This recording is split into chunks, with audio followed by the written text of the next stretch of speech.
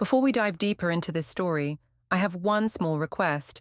Please subscribe, drop a like, comment, and hit that hype button to boost this channel so more people can discover these incredible stories. The bass thrummed through my chest as I pushed through the crowded dance floor, my black dress clinging to curves I'd forgotten I had. At 32, I felt invisible most days, shuffling papers at Henderson Associates, picking up Sophie from school, listening to Graham drone on about bridge specifications over dinner. But tonight I was alive again. "Ianthe, you look incredible," Marissa shouted over the music, her third martini sloshing dangerously close to her designer purse. "Graham doesn't know what he's missing, staying home like some old man." I smiled, feeling the familiar sting of validation I'd been craving. My phone buzzed against my hip. Graham's name flashed on the screen. "When are you coming home? Sophie's asking for you." I showed Marissa the text, rolling my eyes dramatically. "See what I mean? He's so controlling. Can't I have one night to myself without him checking up on me like I'm some teenager?" "Ignore him," Marissa waved dismissively. "You deserve this. When's the last time you actually had fun? You're always taking care of everyone else. Graham, Sophie, even his mother when she visits. What about what Ianthe wants?" The words hit exactly where I needed them to. Graham never asked what I wanted. He assumed I was content being his administrative assistant wife, handling his schedule, his family obligations, his everything. But I had dreams once. I had plans that didn't revolve around school pickup times and quarterly tax filings. The DJ transitioned into something with a heavier beat, and I felt my body respond instinctively. I hadn't danced like this in years. Not since before Sophie. Before Graham convinced me that settling down meant settling for less. "That's him," Marissa whispered in my ear, nodding toward the DJ booth. "Elliot Sorrell. He's been watching you all night." I followed her gaze and met the most piercing blue eyes I'd ever seen. The DJ, Elliot, smiled at me, a slow, confident grin that made my stomach flutter in ways I'd forgotten were possible. He was younger than me, maybe 29, with perfectly tousled dark hair and the kind of lean build that came from actually living life instead of sitting behind a desk all day. My phone buzzed again. This time I didn't even look at it. "I'm going to get another drink," I announced, but instead of heading to the bar, I found myself walking toward the DJ booth. My heart hammered against my ribs. When was the last time I'd felt this kind of anticipation? Elliot leaned down as I approached, his cologne mixing with the club's smoky atmosphere. "I was hoping you'd come over. You've been lighting up this whole place." "Have I?" The words came out breathier than I intended. God, when had I become this person who giggled at obvious lines? But it felt so good to be seen, to be wanted. "Definitely. I'm Elliot." His hand brushed mine as he handed me a drink I hadn't asked for. "And you're way too beautiful to be here alone." "I'm not alone," I said automatically, then immediately regretted it. "I mean, I'm with my friend, but..." His eyebrows raised expectantly. "But I feel alone most of the time anyway." The confession slipped out before I could stop it, probably helped along by the 3 cosmopolitans I'd already consumed. "My husband thinks I'm just there to make his life easier, like I don't have my own wants and needs." Elliot's expression softened with practiced sympathy. "That's terrible. A woman like you should be cherished, not taken for granted." The words hit like a drug. When was the last time Graham had said anything remotely like that? He barely looked up from his engineering journals when I walked into a room. "I should probably get back to my friend," I said half-heartedly, glancing over at Marissa, who was now chatting up some guy in an expensive suit. "Or," Elliot said, his fingers trailing along my wrist, "you could stay and tell me what you actually want. Not what your husband wants, not what your friend wants. What does Ianthe want?" My name sounded different in his voice, exotic, desirable, not the tired way Graham said it when he needed me to handle something for him. "I want to feel alive again," I whispered, surprised by my own honesty. "I want to remember what it's like to be wanted." then stay. His thumb traced small circles on my palm. My set ends in 20 minutes. My phone buzzed insistently in my purse. I could practically feel Graham's disapproval radiating through the device. Always checking up, always questioning, never trusting me to make my own decisions. "He doesn't deserve you," Elliot said, somehow reading my thoughts. "Any man who lets his wife go out looking like this and doesn't worry about losing her is a fool." The logic was twisted, but in my alcohol-hazed state, it made perfect sense. Graham should be worried. He should fight for me, show some passion, some jealousy, something other than that calm, measured response he had to everything. 20 minutes, I heard myself say. Elliot's smile was triumphant. "I know a place, quiet, private, where we can actually talk without all this noise." I nodded, my heart racing. This was just talking, right? Just someone finally listening to me, seeing me as more than a wife and mother and assistant. What was the worst that could happen? The hotel keycard felt impossibly light in my hand as we left the club together. Marissa, too distracted by her own conquest, to notice my departure. The cool night air should have sobered me up, should have sent me home to my family. Instead, I followed Elliot into the waiting taxi, my phone's incessant buzzing finally falling silent as I switched it off entirely. What Graham didn't know wouldn't hurt him, and maybe, just maybe, I deserved one night where I was the priority. The house was eerily quiet when I slipped through the front door at 5:47 a.m., my heels dangling from my fingers, my carefully applied makeup now smudged shadows under my eyes. The living room looked exactly as I'd left it, Graham's engineering magazine stacked neatly on the coffee table, Sophie's art supplies organized in their designated basket, everything in its proper place. Everything except me. I crept toward the stairs, praying the old floorboards wouldn't betray me, when Graham's voice cut through the silence like a blade. "Long night?" I spun around, my heart slamming against my ribs. He sat in his leather armchair, still wearing yesterday's khakis and polo shirt, looking like he hadn't slept at all. His usually neat brown hair was disheveled, his hazel eyes tracking my every movement with an intensity I wasn't used to seeing. "You scared me," I said, forcing a laugh that sounded hollow even to my own ears. "I didn't expect you to be awake." "I've been awake all night." His voice was perfectly calm, which somehow made it more unsettling. "You stopped answering your phone around midnight." I fumbled for an explanation, my mind still fuzzy from the alcohol and the weight of what I'd done. "The music was so loud I couldn't hear it. You know how those places are." Graham stood slowly, his 6-foot frame unfolding with deliberate precision. "Those places. Right. So you were at the club this entire time, until almost 6 in the morning." Time just got away from me. Marissa and I were catching up, and you know how she gets when she's had a few drinks. I couldn't just abandon her. The lies flowed easier than I expected, each one building on the last. "Marissa." Graham repeated the name like he was testing its weight. The same Marissa who posted on Instagram 2 hours ago about going home with some lawyer named Brad. My stomach dropped. I hadn't even thought about social media, about the digital breadcrumbs that might contradict my story. We left separately. I stayed to make sure everyone got home safely." "How noble of you." Graham stepped closer, and I caught a whiff of his familiar cologne, mixed with coffee and exhaustion. "Ianthe, you look like you've been through a hurricane.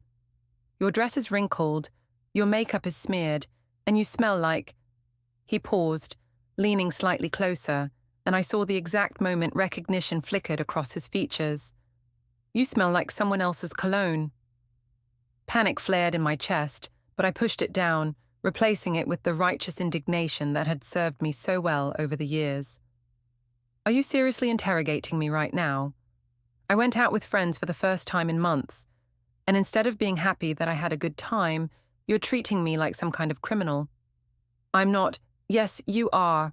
I stepped back, crossing my arms defensively. "This is exactly why I never go out. You can't stand the thought of me having any independence, any life outside of this house and your needs and Sophie's schedule. God forbid Ianthe does something for herself for once. Graham's expression shifted, confusion replacing suspicion. That's not fair. I've never tried to control. Haven't you? When was the last time you encouraged me to go out with friends? When was the last time you showed any interest in what I want or need? The words poured out of me, fueled by guilt and the lingering validation from Elliot's attention. You just assume I'll always be here, handling everything, making your life easier while mine disappears completely. Mummy, Sophie's small voice drifted down from the top of the stairs. Why are you yelling? We both froze, looking up at our 8-year-old daughter standing in her pink pajamas, her dark hair, so much like mine, tangled from sleep. Her big brown eyes, inherited from Graham, darted between us with the kind of worry no child should have to carry. We're not yelling, sweetheart, Graham said immediately, his voice gentling. Mummy just got home from her night out. Why don't you go back to bed? It's still early. I couldn't sleep, Sophie said, padding down the stairs despite Graham's suggestion. I had a bad dream and Mummy wasn't here. The guilt hit me like a physical blow. Sophie had needed me, and I'd been in a hotel room with a stranger, telling myself I deserved one night of freedom. What kind of mother abandons her child for selfish desires? But then I looked at Graham's face, saw the way he was studying my reaction, and the guilt transformed into defensiveness again. He was using Sophie against me, making me feel terrible for having one night away.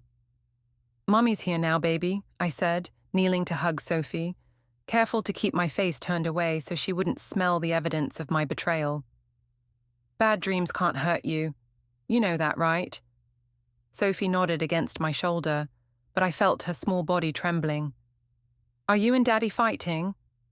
Adults sometimes have disagreements, Graham said carefully, but that doesn't mean we don't love you, or that anything is going to change.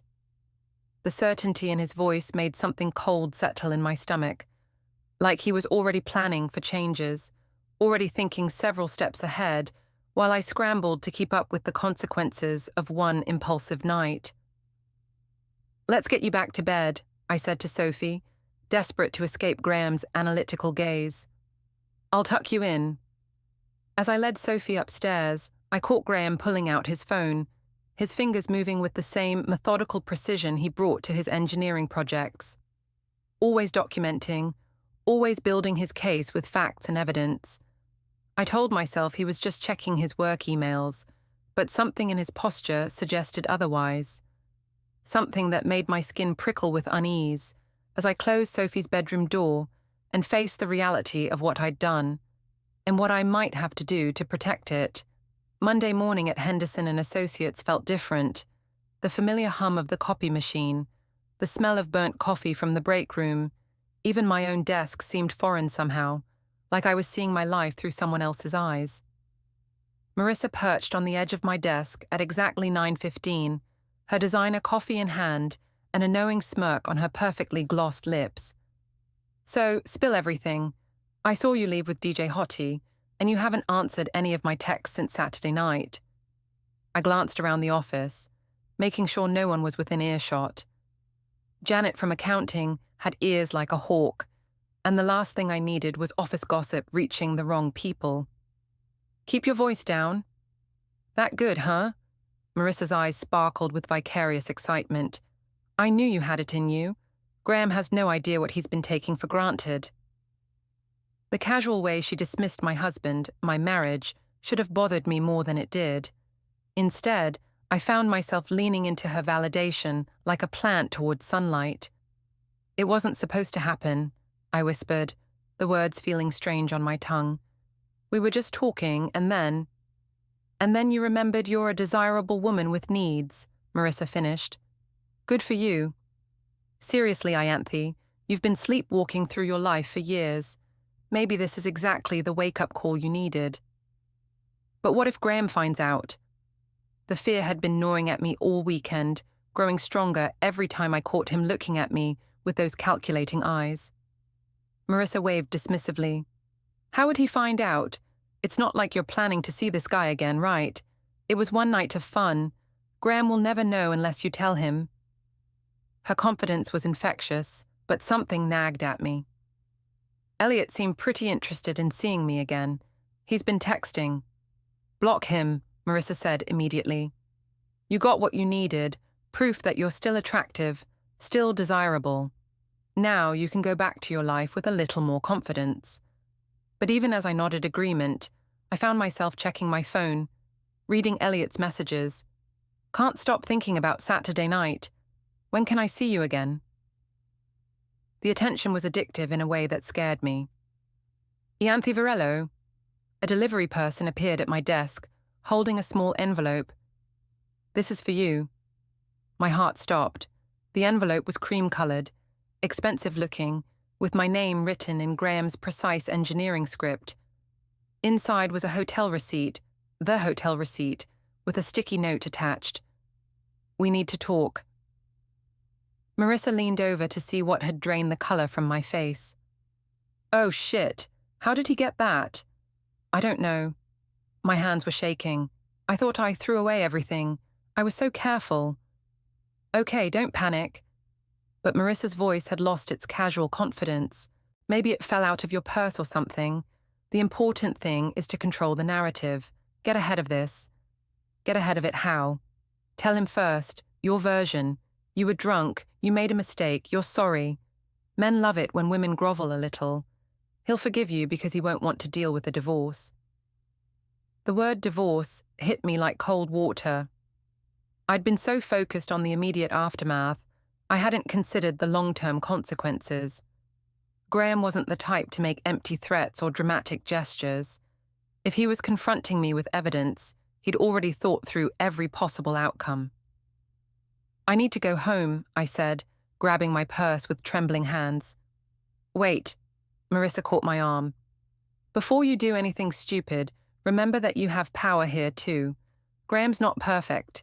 He's emotionally distant. He takes you for granted. He never makes you feel special.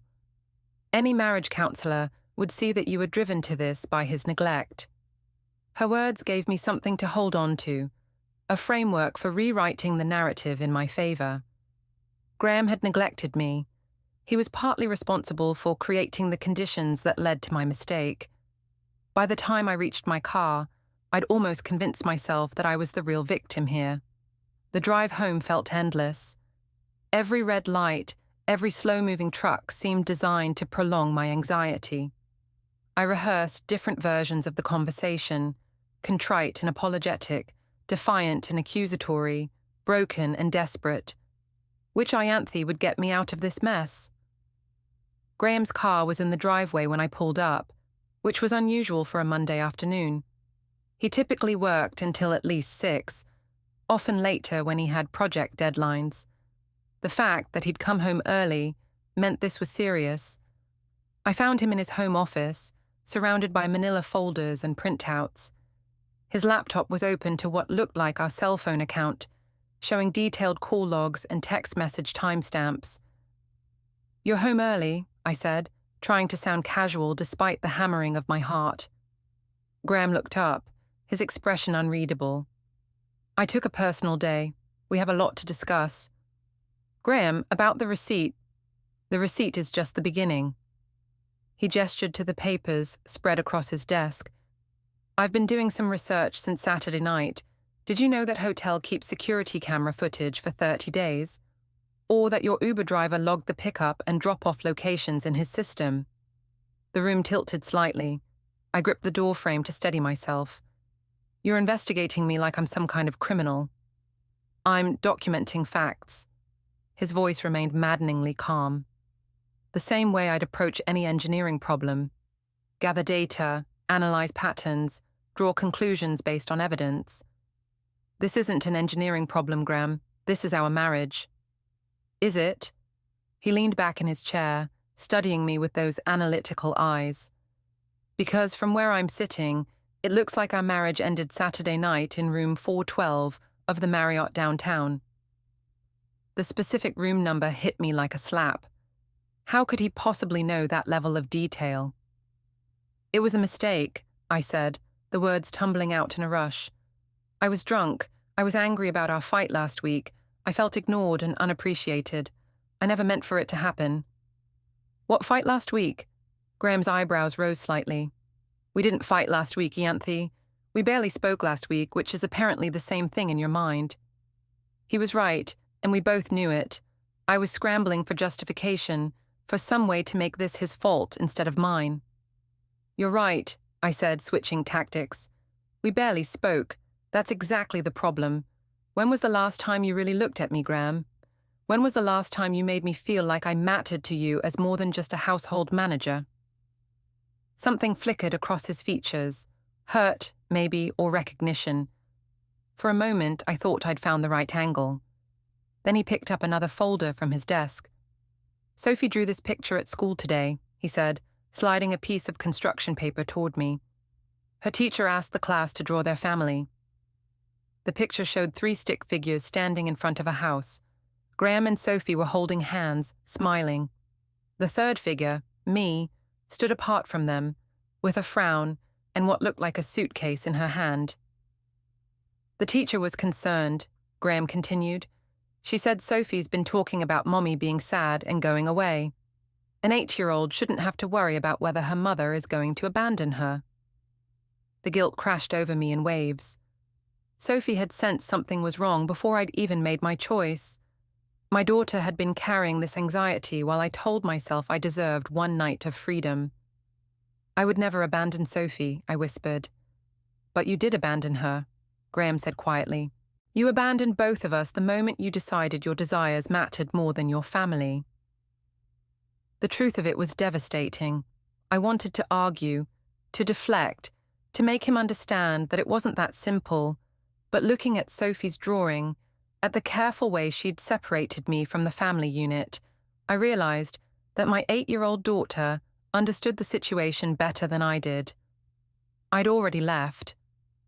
The hotel room was just where I'd made it official. Graham suggested dinner at Romano's on Wednesday night, which should have been my first warning sign. We hadn't been to Romano's since our anniversary 2 years ago, and Graham wasn't the type for spontaneous romantic gestures. But I was desperate for any sign that we might work through this mess, so I agreed immediately. Should we ask your mother to watch Sophie? I asked, applying lipstick in the bathroom mirror while Graham adjusted his tie behind me. She's already coming, he said. I called her this morning. Something in his tone made me pause. Graham's mother, Ruth, had never been my biggest fan. She'd made it clear from the beginning that she thought her son could do better than a small-town administrative assistant with community college credentials. Having her watch Sophie tonight felt less like convenience and more like strategy. You look beautiful, Graham said, and for a moment, I let myself hope. Maybe this was his way of trying to rebuild what we'd broken. Maybe Romano's held good memories for him too. Ruth arrived precisely at 6:30, her silver hair perfectly styled, and her disapproving gaze taking in my outfit, a red dress I'd bought years ago but never worn. Going somewhere special? She asked, the question loaded with subtext I couldn't quite decode. Just dinner, I said, kissing Sophie goodbye. Be good for Grandma Ruth. We will, Sophie said, but she clung to me longer than usual. You're coming back tonight, right, Mummy? The question pierced straight through me. Of course, baby. Mommy and Daddy will be back in a few hours. Romano's was exactly as I remembered. Dim lighting, red leather booths, the smell of garlic and wine creating an intimate atmosphere. Graham requested our old table in the corner, and I felt a flutter of optimism as he held my chair for me. I've been thinking about what you said, I began once we'd ordered wine. About feeling neglected. You're not wrong. I have been distant lately, focused on work and Sophie and everything except us. Graham nodded, swirling his wine thoughtfully. I appreciate you saying that. Maybe we could try counseling. I know things got complicated last weekend, but that doesn't mean we can't work through this. Couples overcome infidelity all the time. The word hung between us like a physical presence. Graham took a sip of wine, his expression unreadable in the candlelight. Infidelity, he repeated. Is that what we're calling it? What else would you call it? Betrayal, abandonment, the complete destruction of trust. His voice remained conversational, but there was something underneath it that made my skin prickle. But infidelity works too. Our appetizers arrived and we ate in silence for a few minutes. I kept waiting for him to elaborate, to tell me what he was thinking, what he wanted from this dinner. Instead, he seemed to be waiting for something. Graham, talk to me. What are you feeling right now? He set down his fork and looked directly at me for the first time all evening. I'm feeling like I never really knew you at all. That's not true. You know me better than anyone. Do I? Because the woman I married, the mother of my child, wouldn't have left her family sleeping at home to fuck a stranger in a hotel room. The crude language hit me like a slap. Graham never swore, never used words like that, especially not in public. Several nearby diners glanced our way. Keep your voice down, I hissed. Why? Are you embarrassed? His tone was still perfectly calm, which made his words even more unsettling. You weren't embarrassed Saturday night when you were texting him about how your husband doesn't understand you. My blood turned to ice. How do you know about the texts? I know about all of it, Ianthe. The texts, the Uber rides, the hotel registration. I know he paid for the room because you conveniently forgot your credit card. I know you stayed until almost 5 a.m. I know you've been in contact with him since then, despite telling me it was a drunken mistake. Each revelation hit like a physical blow. I'd underestimated him completely, assumed his calm demeanor meant passive acceptance. Instead, he'd been methodically gathering evidence like he was building a case. You've been spying on me? I've been protecting my interests. There's a difference. Your interests? The phrase stung. Is that what Sophie and I are to you? Interest to be protected? Sophie is my daughter, and I'll do whatever it takes to shield her from the consequences of your choices. As for you, he paused, taking another sip of wine. I'm still figuring out what you are to me now. The casual cruelty of it took my breath away. This wasn't the Graham I'd married, the gentle man who brought me coffee in bed and left sweet notes in my lunch. This version was cold, calculating, and completely in control. I made a mistake, I said desperately. One mistake. That doesn't erase 8 years of marriage. Doesn't it? He reached into his jacket pocket and pulled out a manila envelope. I've been thinking about that, about what constitutes a mistake versus a choice. A mistake is forgetting to pick up milk. A choice is deciding that your marriage vows matter less than your immediate gratification. He slid the envelope across the table. My name was written on it in his precise handwriting. What is this? Open it. Inside were copies of everything. The hotel receipt, printouts of text messages between Elliot and me, bank records showing the cash withdrawal I'd made at the club, even a screenshot of Marissa's Instagram post that contradicted my alibi about staying to help friends get home safely. You've been building a file on me. I've been documenting the truth, something you seem to have trouble with lately. Other diners were definitely staring now, drawn by the tension at our table.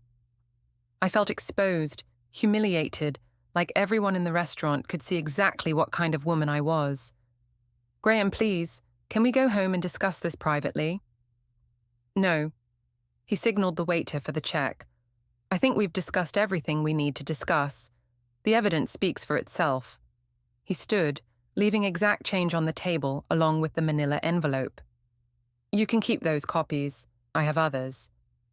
You're just going to leave me here? You're resourceful. You'll figure it out. Maybe call an Uber. You seem to have gotten comfortable with that lately. The reference to my ride to the hotel was the final humiliation.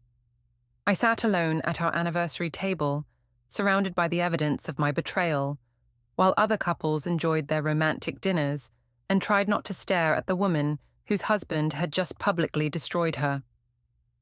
When I finally made it home 2 hours later, after sitting in my car in the parking lot, crying until my makeup ran, Ruth was waiting in the living room with her purse in her lap. Sophie's asleep, she said without preamble. Graham told me what you did. The disapproval in her voice was nothing compared to the disappointment. Ruth had never loved me, but she'd respected me as Sophie's mother. Now even that was gone. "I suppose you have opinions about it," I said wearily. "Just one." She stood, smoothing her skirt with the same precision her son brought to everything. "You broke my son's heart, and you broke that little girl's sense of security. I hope whatever you got from that stranger was worth it."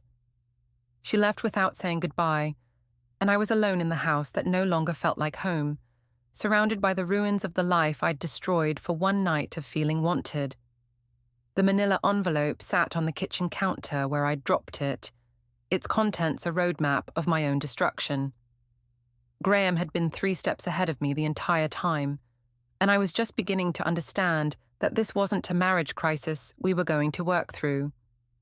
This was the methodical dismantling of everything I'd taken for granted, and I'd handed him all the tools he needed to do it. The house felt like a mausoleum over the next few days. Graham moved through our shared spaces with polite detachment, speaking to me only when necessary, and always in front of Sophie. He'd transformed overnight from my husband into a courteous stranger who happened to share my address. Sophie sensed the change immediately. She started having nightmares again, clinging to me at bedtime, but asking for Daddy when she got scared. Her latest drawing, left on the kitchen counter where I couldn't miss it, showed our family as 3 separate islands floating in a dark ocean. "Mummy, are you sick?" she asked Thursday morning as I walked her to the school bus stop. "You look sad all the time now." "I'm just tired, sweetheart." The lie came easily, but Sophie's 8-year-old intuition wasn't fooled. "Daddy looks sad too, and Grandma Ruth keeps coming over with food like someone died." Ruth had indeed been a constant presence, arriving each afternoon with casseroles and disapproving glances.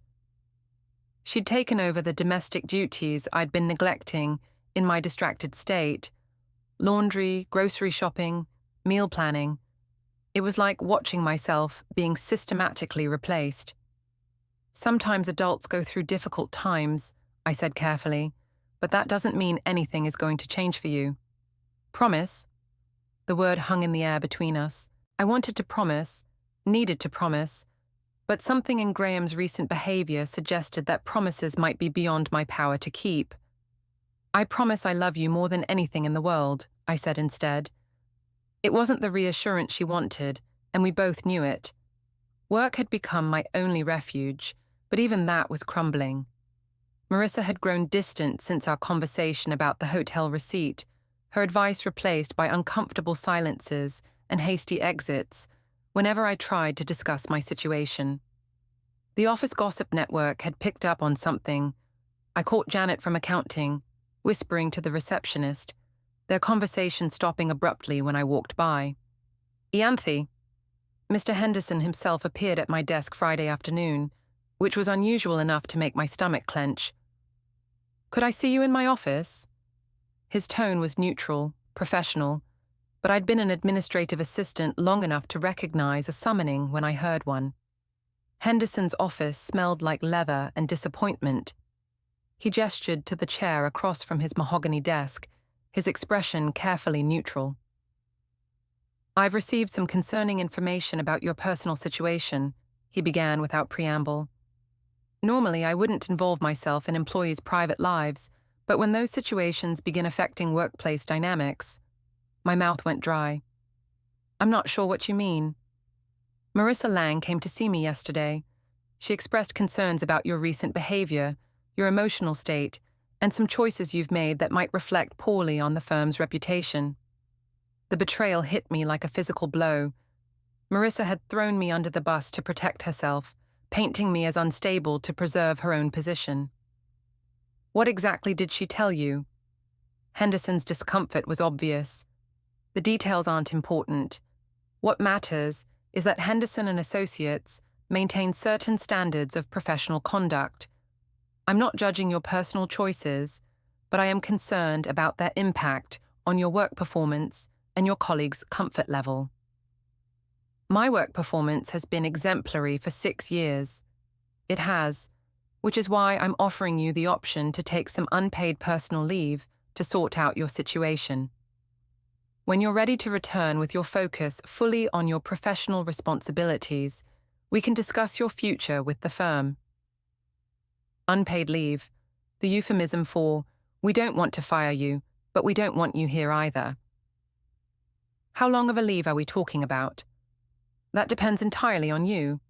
I walked out of Henderson's office in a daze, my career effectively suspended because my best friend had decided I was too much of a liability to defend. The professional reputation I'd built over 6 years had evaporated in a single conversation. The house was empty when I got home, which was unusual for a Friday afternoon. Graham's car was gone, and there was no sign of Sophie's backpack or shoes in the entryway. A note on the kitchen counter, written in Graham's precise handwriting, explained, "Took Sophie to my mother's for the weekend. Thought you might need some time to think." Time to think, as if I'd been doing anything else for the past week. I poured myself a glass of wine and wandered into Graham's home office, drawn by a masochistic need to understand exactly how thoroughly he'd documented my destruction. The manila folders were gone, but his laptop was open on the desk, displaying what looked like a legal document. Petition for dissolution of marriage, the header read. Below it, in clinical legal language, were the grounds for divorce: irreconcilable differences and marital misconduct. My legs gave out. I sank into Graham's chair, staring at the screen in disbelief. He'd already contacted a lawyer, already started the process. While I'd been hoping we could work through this, he'd been planning our ending. The attached documents were even more devastating. A proposed custody arrangement that gave him primary physical custody of Sophie, with me getting supervised visitation until I could demonstrate emotional stability and commitment to Sophie's well-being. A financial settlement that left me with almost nothing, justified by my willful destruction of the marital relationship. Everything was there: bank records, phone logs, witness statements, even a character reference from Ruth describing my increasingly erratic behavior and poor judgment. He'd built an airtight case that painted me as an unfit mother and an unfaithful wife. The worst part was that none of it was technically untrue. My phone buzzed. A text from Elliot. "Haven't heard from you in a few days. Everything okay? Still thinking about that night?" I stared at the message, remembering how wanted I'd felt in his arms, how alive and desirable and free. For one night, I'd been someone other than Graham's wife and Sophie's mother and Henderson's assistant. I'd been just Ianthe, a woman worth pursuing. Now I was nobody at all. I deleted Elliot's message without responding and closed Graham's laptop, but the damage was done. I'd seen my future written out in legal terminology, and it was exactly what I deserved. The house felt enormous and empty around me. Somewhere across town, my husband and daughter were probably having dinner at Ruth's, discussing their weekend plans without me. Sophie might ask where Mommy was, and Graham would give her some gentle, age-appropriate explanation that didn't include the word hotel or stranger or betrayal. I'd lost my job, my friends, my family, and my marriage in the span of 1 week, all for a few hours of feeling special. The irony wasn't lost on me. I'd complained about feeling invisible, about being taken for granted. Now I was about to discover what true invisibility looked like: supervised visits with my own daughter, a studio apartment I couldn't afford, and the lifelong label of the woman who threw away her family for a one-night stand. Graham's methodical approach to our destruction was almost admirable in its thoroughness. He'd anticipated every move, prepared for every argument, documented every mistake. While I'd been scrambling to control the narrative, he'd been writing the ending. And the ending, it seemed, was already written. The envelope arrived on Monday morning, delivered by a process server who looked bored by the routine destruction of my life. "Ianthe Varello, you've been served." The legal papers were exactly what I'd seen on Graham's laptop, but seeing them in official format, stamped notarized, real, made them hit differently. This wasn't a draft or a threat. This was happening. Sophie was at school, Graham was at work, and I was alone in our kitchen, reading the clinical dismantling of our 8-year marriage. The grounds for divorce were laid out in devastating detail. Respondent engaged in extramarital relations on or about March 15, 2024, demonstrating a fundamental breach of the marital covenant and rendering the marriage irretrievably broken. March 15th. He'd even documented the exact date, probably cross-referenced with hotel records and security footage. Nothing left to chance, nothing open to interpretation. The custody proposal was worse than I'd remembered. Graham was seeking primary physical custody with a detailed argument about my demonstrated poor judgment and inability to prioritize Sophie's emotional well-being. Attached were Sophie's drawings, the ones showing me separated from the family, the ones where I was carrying a suitcase. Even my 8-year-old daughter's art was being used as evidence against me. My phone rang. Graham's number. "You got the papers," he said without preamble. "How could you do this? How could you use Sophie's drawings against me?" "I didn't use anything against you, Ianthe. I documented the impact of your choices on our daughter. There's a difference." "She's my daughter too." "Is she?